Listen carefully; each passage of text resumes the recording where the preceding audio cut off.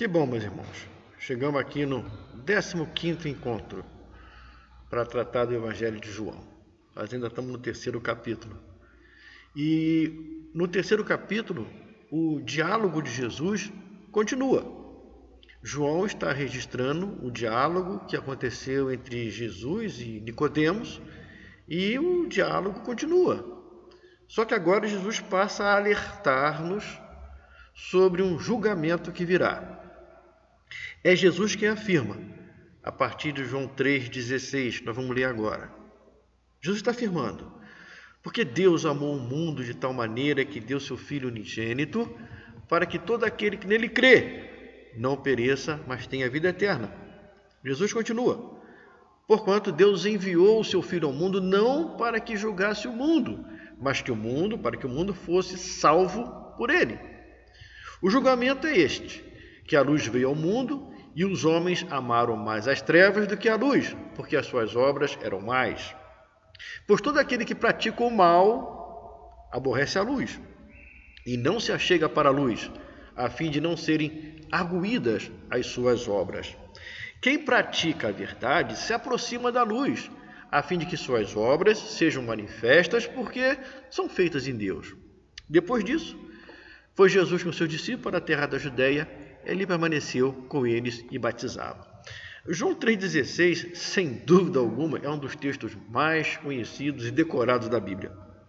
Mas ele apresenta um forte condicionante, tem uma forte condicionante nesse João 3,16. Deus amou o mundo? Sim, Deus amou o mundo. Deus enviou seu Filho? Sim, Deus enviou seu Filho. Mas só recebe a vida eterna quem crê em Jesus. Seu amor é oferecido a todo homem, mas só terá a vida eterna quem crê. Há uma condicionante.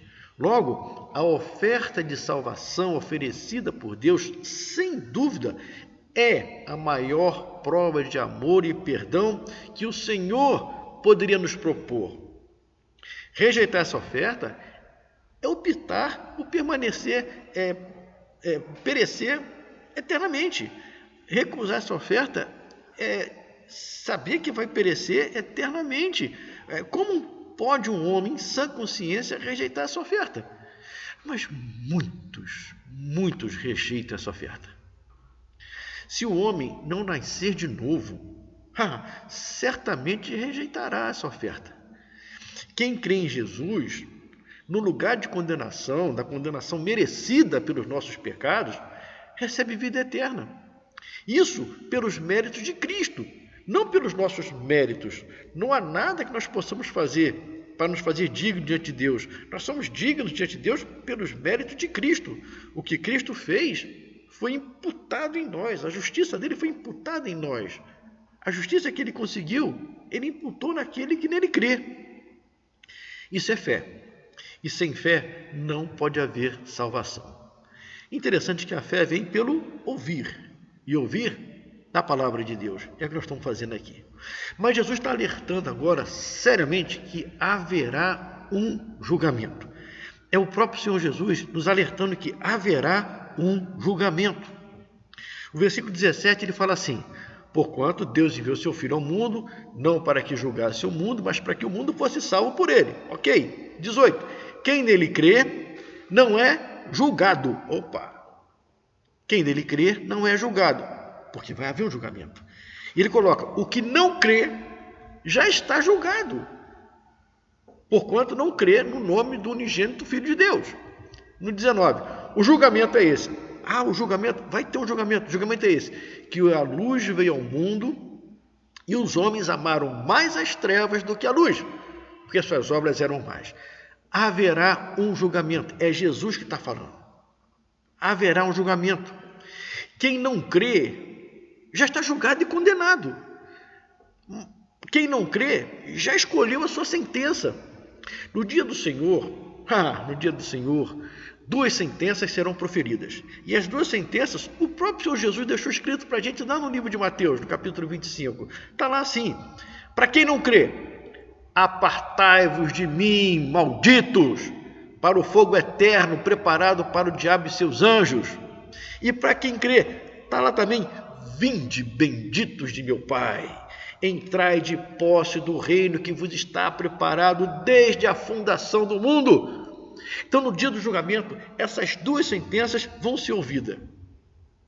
Qual das duas sentenças nós vamos receber? Porque não existe uma terceira opção. Ser maldito ou ser bem-vindo, só depende de você, só depende de nós. Quem crê em Jesus, nasce de novo, recebe um novo coração, nasce da água, nasce do Espírito, recebe o batismo com o Espírito Santo, muda seu destino, muda seu estilo de vida a partir de agora e para todo sempre. Se deleita na lei do Senhor, foge do pecado. As suas obras dignificam o nome de Jesus Cristo. Mas principalmente, quem crê recebe a absolvição no dia do juízo final. Esse é o grande ponto desse diálogo entre Jesus e Nicodemos que João está escrevendo agora para a gente. Quem crê em Jesus receberá a absolvição no dia do juízo final. Esse João, que escreveu esse diálogo no Evangelho, mais tarde vai escrever para a gente lá no livro de Apocalipse sobre o dia do juízo final. Eu vou ler para vocês. Prestem atenção na leitura. A leitura é autoexplicativa, não preciso falar mais nada, vocês vão entender. Lá no capítulo 20 de Apocalipse, a partir do versículo 11, João vai escrever assim: Eu, João, vi grande trono branco e aquele que estava sentado, de cuja presença fugia a terra e o céu, e não se achou lugar para eles. Eu, João, vi também os mortos, os grandes e pequenos, postos em pé diante do trono. Então se abriram livros. Ainda outro livro, o livro da vida foi aberto. Os mortos foram julgados segundo as suas obras, conforme se achava escrito no livro. Deu o mar os mortos que neles estavam. A morte e o além entregaram os mortos que nele haviam. Foram julgados um por um, segundo as suas obras. Então a morte e o inferno foram lançados para dentro do lago de fogo. Esta é a segunda morte, o lago de fogo. E se alguém não foi achado escrito no livro da vida, este foi lançado para dentro do lago de fogo. Cenas do julgamento. Terrível, né? Agora vamos ver as cenas pós-julgamento. O que acontece depois do julgamento? João escreve para a gente: Eu, João, vi nova terra, novo céu e nova terra. Pois o primeiro céu e a primeira terra passaram e o mar já não existe. Eu, João, também vi a cidade santa, a nova Jerusalém, que descia do céu, da parte de Deus, ataviada como noiva adornada para seu esposo. Então vi grande voz vinda do trono, dizendo: Eis o tabernáculo de Deus com os homens. Deus habitará com eles. Eles serão povos de Deus, e Deus mesmo estará com eles, e lhes enxugará dos olhos toda lágrima. A morte já não existirá. Já não haverá luto, nem pranto, nem dor, porque as primeiras coisas passaram. E aquele que está sentado no trono disse: Eis que faço nova todas as coisas. E acrescentou: Escreve, porque essas palavras são fiéis e verdadeiras. Disse-me ainda: Tudo está feito. Eu sou o Alfa e o Ômega, o princípio e o fim. O vencedor herdará essas coisas, e eu lhe serei Deus, e ele me será filho. Quanto, porém, aos covardes, aos incrédulos, aos abomináveis, aos assassinos, aos impuros, aos feiticeiros, aos idólatras, a todos os mentirosos, a parte que lhes cabe será no lago que arde com fogo e enxofre, a saber, a segunda morte. E aí? O que você espera ouvir no dia do juízo? Você espera ouvir: Vinde, bendito de meu Pai, entrai na posse do reino que vos está preparado desde a fundação do mundo? Ou você vai preferir ouvir: Apartai-vos de mim, maldito, para o fogo eterno, preparado para o diabo e seus anjos? A escolha é sua. E a escolha você faz agora. Qual das duas sentenças você prefere ouvir no dia do juízo final?